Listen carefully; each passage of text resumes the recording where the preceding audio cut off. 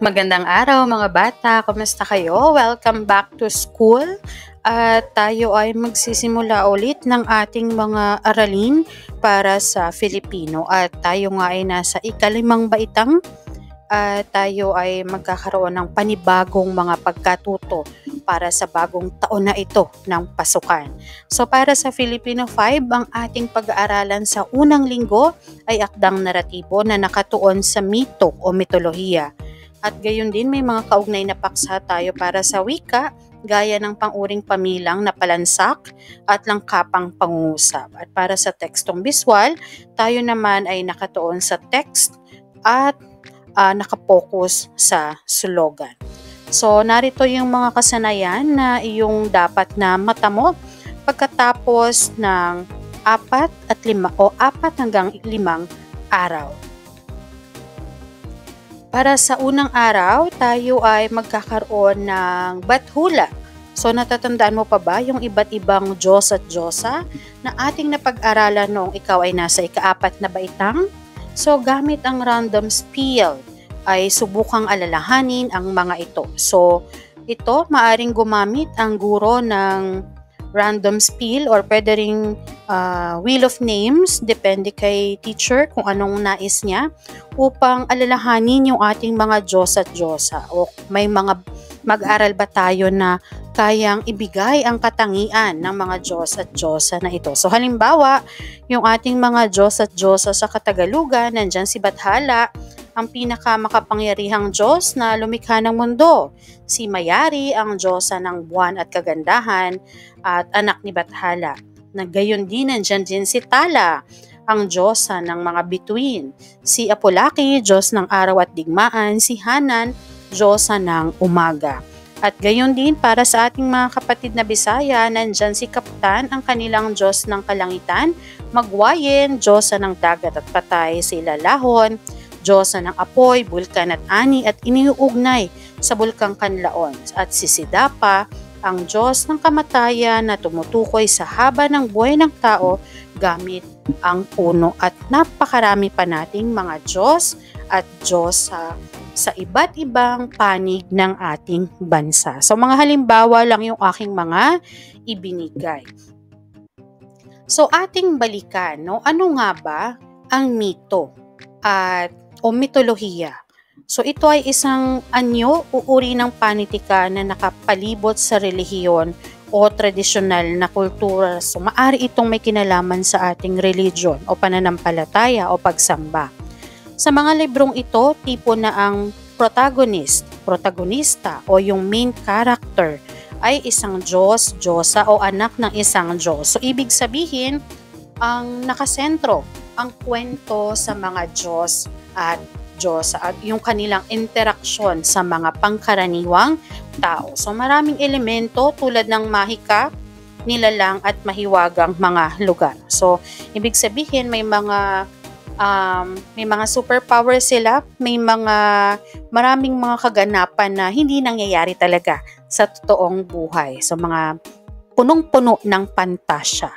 Okay, so sumunod, ang mitolohiya ay ang mga kwentong umusbong noong unang panahon. Ang tema ay pananampalataya at pagsamba sa mga Diyos at Diyosang may natatanging kapangyarihang hindi nakikita sa mga normal na tao. So halimbawa, may kapangyarihang magpagaling, may kapangyarihang magbigay ng maraming ani, may kapangyarihang kapag halimbawa ang mangingisda, no, ay magbigay ng maraming isda na kanilang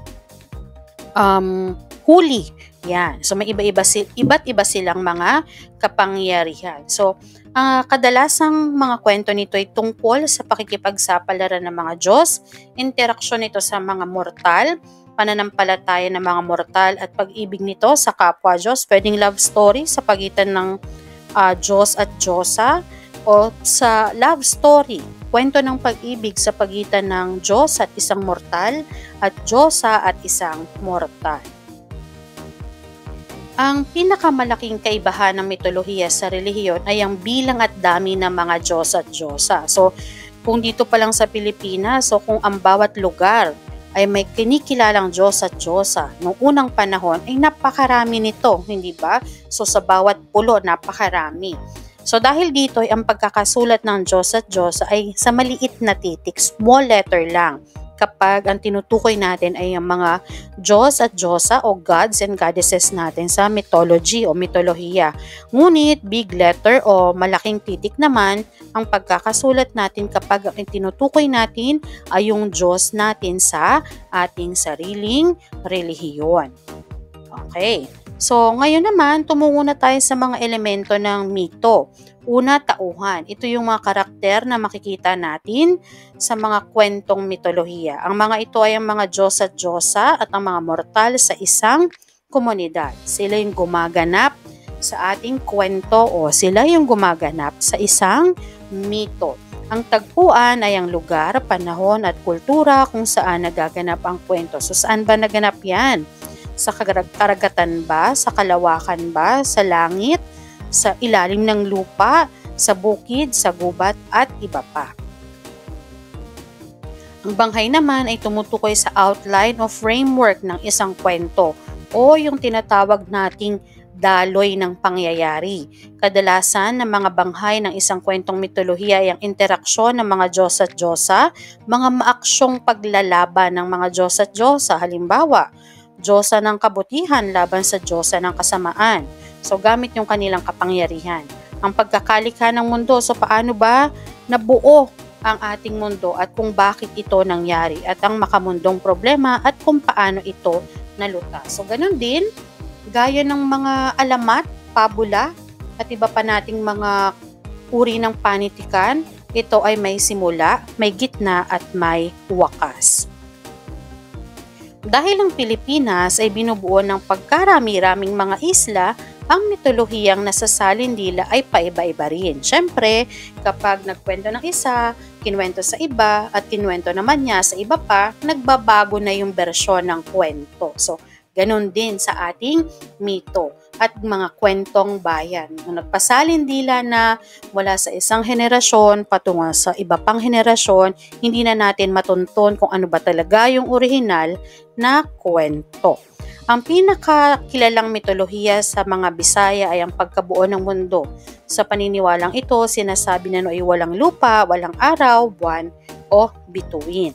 Okay. So, nais kong pag-isipan mo ang mga tanong na ito. Paano kaya kung ikaw ay may kapangyarihan? Gugustuhin mo ba na magkaroon ka ng kapangyarihan? At anong uri ng kapangyarihan ang gusto mong makamit? Yun, ba? So, ano ba yung superpower na gusto mo? Kung bibigyan ka ng isang superpower, ano ito at bakit? At yung pangalawang katanungan naman, paano naman kaya kung ikaw ay walang kapangyarihan pero lahat ng kaklase mo ay mayroon? So ano kayong mararamdaman mo? So parang kawawang-kawawa ka naman, parang pinagsakluban ka ng langit at lupa. No? Lahat ng kaklase mo may kanya-kanya silang superpower, nakakalipad, hindi nawawala ng baon, hindi sila nauubusan ng pera,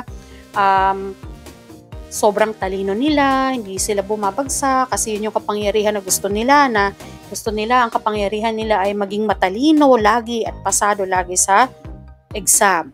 Tapos ikaw wala ka man lang kapangyarihan. So ano kaya yung mararamdaman mo? Okay. So, ayan, ito yung pagpapakilala natin sa mitolohiya. Narito yung ating mga larawan ng ating mga halimbawang larawan ng ating mga Diyos at Diyosa. So maaari nyo silang makita, silipin ang kanilang mga larawan. So may link na pwede nyong puntahan na nariyan sa ilalim ng larawan. Ngayon naman ay tumungo tayo sa konotasyon at denotasyon o denotasyon at konotasyon. So meron tayong mga halimbawang pahayag dito at tingnan natin ang dalawang paggamit nila sa salitang Diyos. Sa unang pahayag na nasa ilalim ng denotasyon, si Bathala ang pinakamakapangyarihang Diyos sa lahat ng Diyos ng mga Tagalusod. So paano ginamit dito yung salitang Diyos? Ang pagpapakahulugan ay tagalikha, creator, dinadakila, no? Siya yung pinaka mataas no, sa lahat ng bagay o nilalang. Pagdating sa konotasyon, ito yung ating pahayag o pangungusap. Huwag mo sanang gawing Diyos ang iyong cellphone. So, parehas na Diyos ang ginamit. Ngayon, paano ginamit yung Diyos dito? So, ang tinutukoy ay ang cellphone. So, paano yung pagpapakahulugan sa Diyos na ginamit sa ikalawang pahayag? Pinakamakapangyarihan o unahin sa lahat. Ibig sabihin, no, yung cellphone niya, inuuna niya sa lahat ng bagay. So, pansinin natin yung pagkakaiba ng kahulugan ng Diyos. Una, tagalikha, creator, dinadakila. Yung pangalawa naman, inuuna naman niya. Pero yung ginamit na, yung binigyang turing niya dito sa ikalawa ay yung cellphone. Okay. So, yun ang pagkakaiba ng konotasyon at denotasyon. Sa makatwid, ang denotasyon ay ang literal na kahulugan ng salita o kahulugan mula sa diksyonaryo. Ito yung literal meaning. Ito talaga yung kahulugan niya bilang isang salita. Pero pag sinabi nating konotasyon, ito naman yung malalim na pakahulugan natin sa salita o iba pang nais ipakahulugan. O maaring ito yung kahulugan, iba pang kahulugan sa likod ng salita. O kung paano ito ininterpret halimbawa ng isang komunidad o grupo ng grupo ng mga tao. Okay, so mayroon tayong gawain dito. Ibigay yung kahulugan ng salita sa denotasyon at kahulugan naman ito sa konotasyon. So halimbawa, isda, no? Sa denotasyon, maraming isda ang nahuli ni Santiago. So yung isda, ito yung kahulugan nitong literal, isang hayop na lumalangway na matatagpuan sa dagat. Samantalang nakahuli ng malaking isda ang pamahalaan. Ibig sabihin ng isda dito sa kahulugan nito sa konotasyon ay halimbawa kung ito ay tumutukoy sa isang sindikato, big time. No, ibig sabihin malakihan yung kanilang nahuli o kumbaga sa grupo yung mga pinaka-leader, yung nasa tuktok yung kanilang nahuli. Okay. Yan. So, parang ganun ang inyong gagawin sa gawaing ito. Tumungo naman tayo sa ikalawang araw. At para sa ikalawang araw, tayo ay magbabasa ng isang halimbawa ng mito. At ito ay ang sirena at si Santiago. So, halaw ito. No, makikita natin dito sa ibaba yung link na maaari yung puntahan upang makuha yung original na teksto.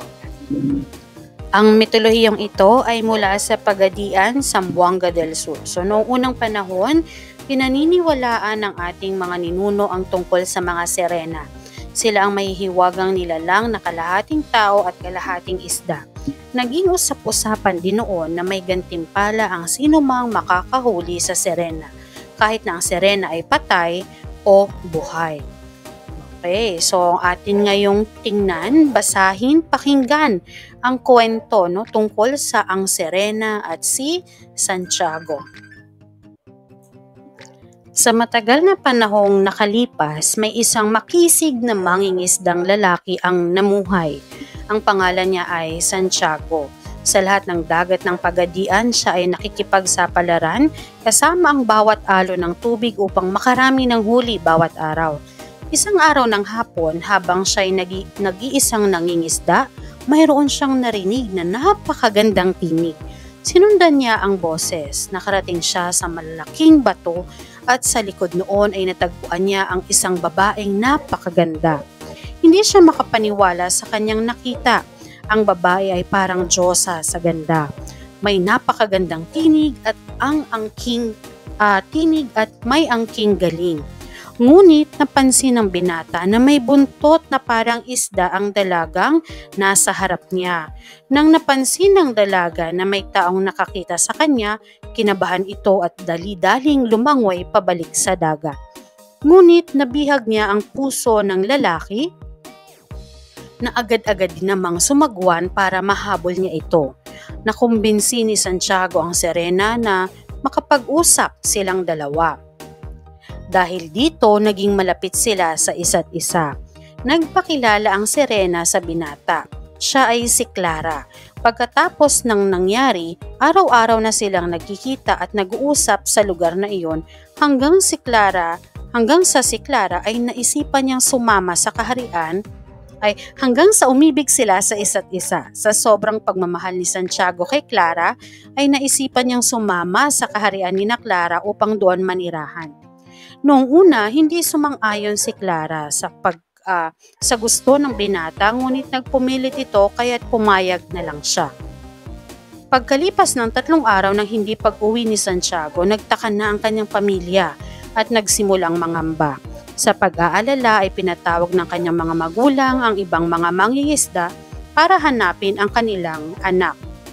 Sa kabilang dako ay naroon sina Santiago at Clara sa lugar na nakasanayan nilang puntahan, sa likod ng malaking bato kung saan sila unang nagkita.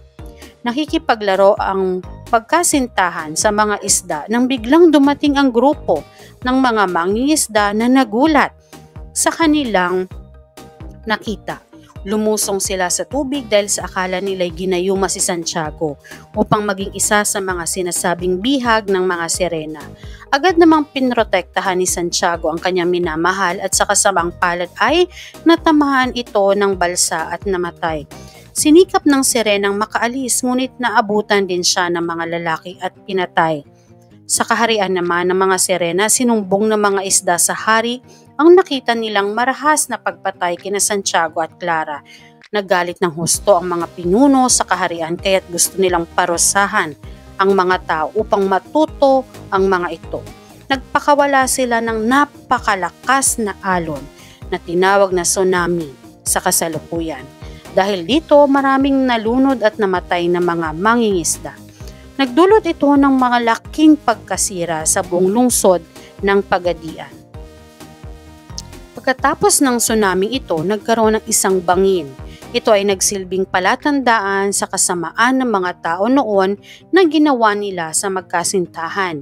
Ngayon ay naging napakabait na sa mga tao o napakabait na ng mga tao sa dagat at sa mga isda. Gayon din sa kanilang kapwa. At hindi na rin sila nang aapi ng Serena sakaling makakita sila nito. Okay, so para sa bahaging ito, ito na ang inyong pagtugon sa pagsasanay. So mayroon tayong mga pinatnubayang pagsasanay.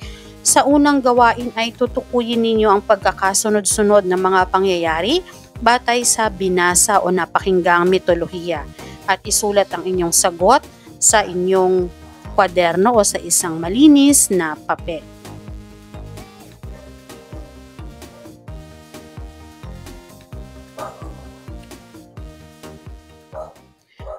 Okay, so para naman sa ikalawang gawain, isulat naman yung mga panandang mga salita upang malaman ang pagkakasunod-sunod ng bawat pangyayari sa kwento. So, maaring ito yung parang nagsisilbing clue words ninyo o yung mga hint na mga salita para masabi na, okay, ito na yung susunod na pangyayari sa kwento.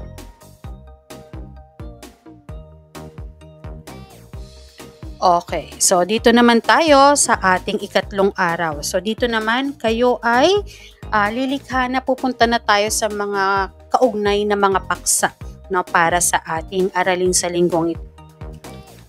Okay, so ngayon atin namang talakayin kung ano nga ba ang slogan. So ito ay isang kasabihan o pinaniniwalaan o tinatawag din itong motto sa Ingles o pwede rin nating tawaging tagline.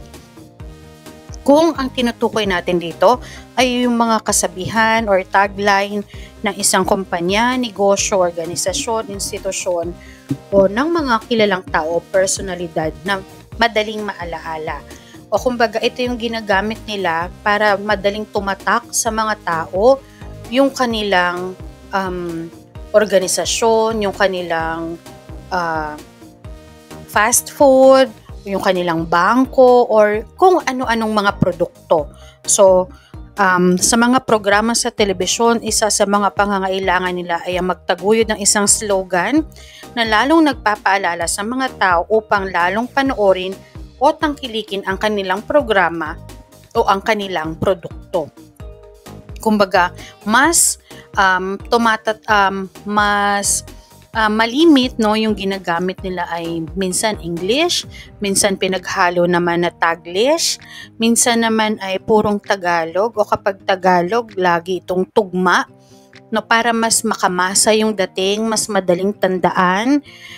Yun yung mga isinasaalang-alang nila sa paggawa ng mga slogan. So halimbawa yung mga bangko natin, 'di ba? So we find ways, we make it easy, ano pa? You're in good hands. So alam niyo na kung anong mga bangko kaagad 'yan.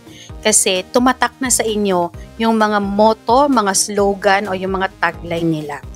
Okay, so halimbawa natin dito, yan, yung sa ating mga fast food, meron tayong dalawa dito. So dito sa Jollibee, bida ang sarap. Yan. So, lagi nilang, yung kumbaga yung word nila is yung bida. Tapos ang spelling nila is yung B na B-E-E. So, parang Jollibee. So, parang pinapakita nila o gusto nilang iparating na para sa kanila, no, lahat ng pagkain nila ay masarap. 'Di ba? O kaya naman, kapag, kumbaga yung wala kang magiging, kumbaga masaya ka kapag kakain ka sa kanilang kainan. So, sino bang hindi nakakakilala kay Jollibee? Hindi ba? So, ganun din sa McDo. Sa McDo naman, naging tagline nila to or naging slogan nila, Kita Kits sa McDo. So, parang anytime pwede silang magkita sa McDo at i-enjoy ang pagkain doon. So, sunod naman, dito naman, Land Bank sa panahon ng kagipitan. Bunga ng pag-iipon ay maaasahan. So, yun naman yung ginawa nilang tagline. Okay. Sunod, pambansang buwan at araw ng pagbasa, yung mga tema. Yan. So, kumbaga, minsan kung ano yung nasa administrasyon, yun yung lagi nilang sinasama sa tema. Hindi ba? Minsan kung ano yung, kumbaga, parang plataforma o yung pwede ring slogan ng Pangulo o nung administrasyon. So, yun yung laging nakasama. Yung salita na yun ang laging nakasama sa tema. Lalo na kung ito ay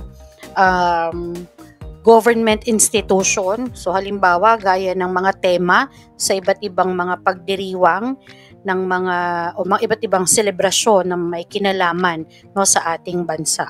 Sunod. So, dito naman, ikaw naman ang gagawa ng slogan. Ano naman ang maaari ninyong ilapat na slogan batay sa binasa niyong mito? So, gagawa kayo ng sarili ninyong slogan. Okay, so dito naman, basahin niyo naman yung talata, no? At sa huli, sabi nila dito, ikaw, naniniwala ka ba sa isang sirena? So, may isang, ito ay talata tungkol sa isang sirena. Inilarawan nila rito yung sirena. So, yung huling tanong dito ay, naniniwala ka ba sa isang sirena? Okay, so yan. So, may mga katanungan dito at ito ay iyong sasagutin. So, ano-ano ba yung paglalarawang binanggit tungkol sa sirena? Ano ba yung tawag natin sa paglalarawang ito? So, yung mga salita na ginagamit natin sa paglalarawan, ano bang tawag natin dito? Natatandaan nyo pa ba? Okay, so yung mga salita na ginagamit natin sa paglalarawan ay tinatawag nating mga pang-uri. Okay, so ano yung uri ng mga pangungusap na bumubuo sa talata? Napansin nyo ba? May mga nakita ba kayong payak na pangungusap dito? Tambalang pangungusap, hugnayang pangungusap at langkapang pangungusap. So ano ba yung pagkakaiba-iba ng mga pangungusap na ito? So pag sinabi nating payak na pangungusap, balikan lang natin ng mabilis. So isa lang yung diwa, no? May simuno, may panaguri, may paksa at may panaguri. Ganun lang yung ating payak na pangungusap. Pag tambalang pangungusap, so pwedeng dalawang payak na pangungusap na pinagtambal ng pangatnig. Ibig sabihin, dalawa yung diwa ng pangungusap natin sa tambalan. Pag hugnayang pangungusap, Ito naman ay kombinasyon ng sugnay na nakapag-iisa at sugnay na di nakapag-iisa. So, ibig sabihin yung sugnay na nakapag-iisa mo, buo ang diwa, tapos yung sugnay na di nakapag-iisa ay bitin yung diwa niya. At syempre, yung langkapang pangungusap na pagtutuunan natin ng pansin, maya-maya lamang. Dito muna tayo sa pang-uring pamilang. So, tatlakayin natin yung tinatawag natin na pang-uri, ang mga salitang naglalarawan. So, maaaring inilalarawan nito ay katangian ng pangalan o panghalip at nahati ang pang-uri sa dalawang uri. So, meron tayong tinatawag na pang-uring panlarawan kung saan nakatuon ito, naglalarawan ito o binibigyang turing nito yung kulay, anyo, hugis at iba pang katangian na may kaugnayan sa paningin, pangamoy, panlasa, pandinig at pandama natin. So may kinalaman sa 5 senses, na perceive ng 5 senses natin. So tinatawag natin yang pang-uring panlarawan. So pang-uring pamilang naman, ito naman ay may kinalaman sa bilang, dami at halaga. So meron daw tayong 6 na uri ng pang-uring pamilang. So una, palansak. Nagsasaad ito ng bilang na maramihan, minsanan o pangkatan. So halimbawa, 3 ang pila ng mga sirena. Marami ang nakakita sa sirena. 1 lamang ang bigayan ng pagkain. O ano pa? So, kumbaga, nakapangkat siya by group yung kanyang paglalarawan. Sunod, pamahagi, nagsasaad ng bahagi o parte ng kabuuan. So, tigatlo, kalahati. So, pwede natin ipasok siguro dito yung mga fractions natin, ano?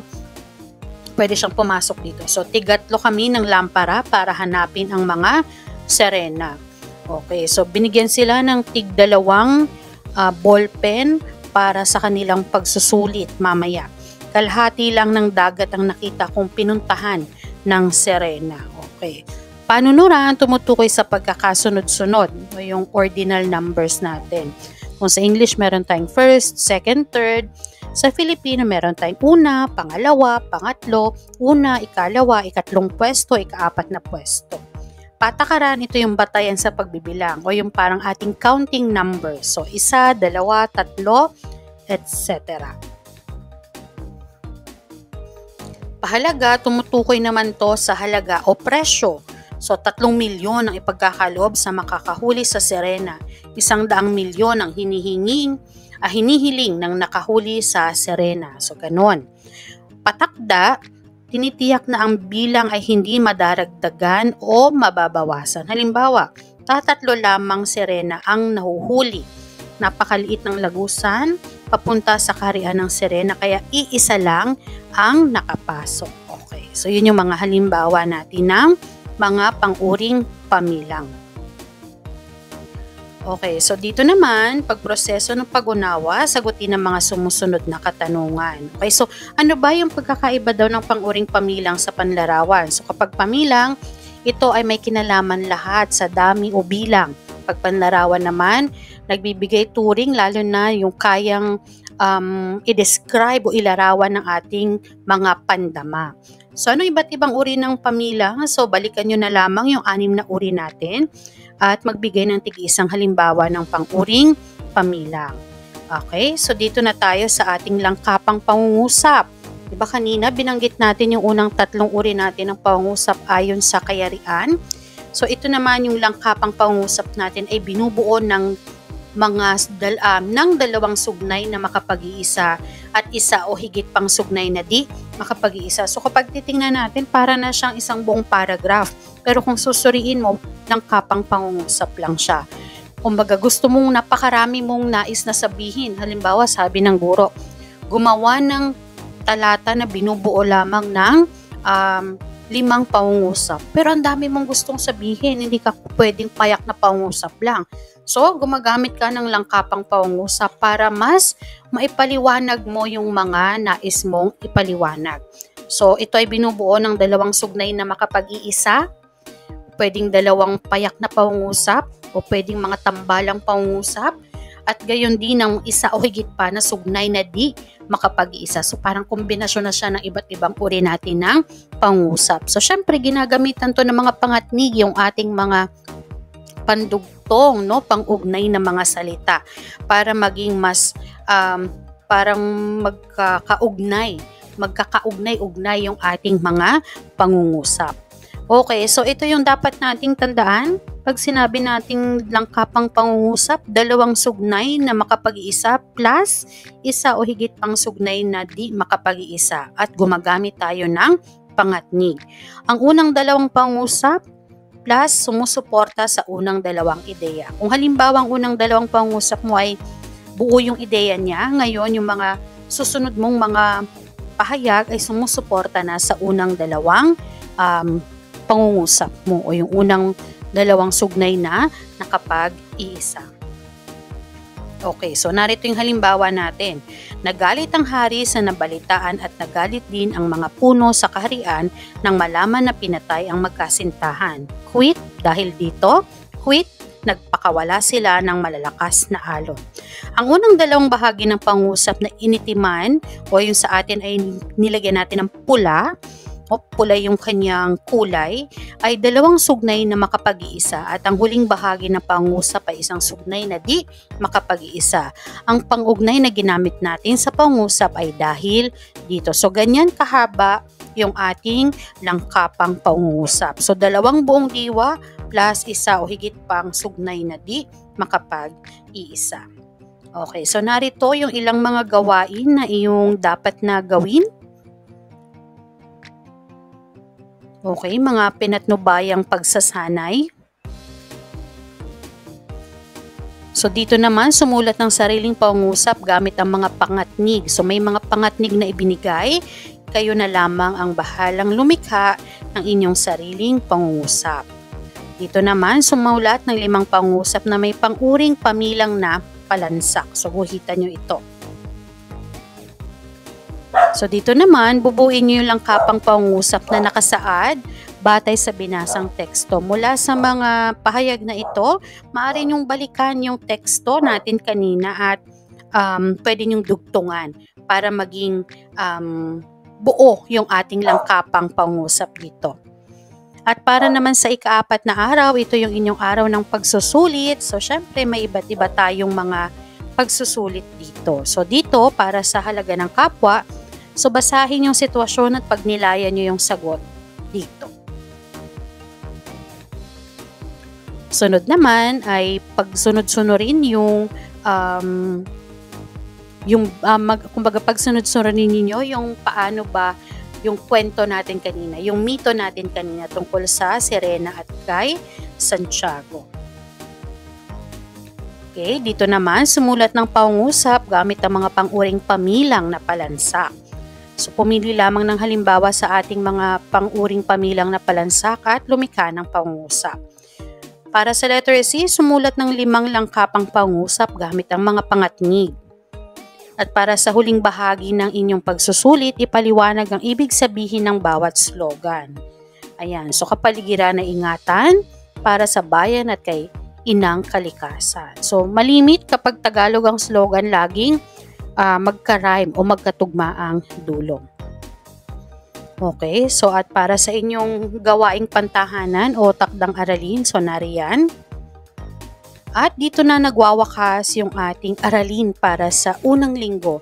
Nawa ay may natutunan kayo sa ating mga diniscuss o pinag-usapan at magkita-kita tayo sa susunod na linggo. Ako si Teacher Aisa, maraming salamat at kita-kita tayong muli. Paalam!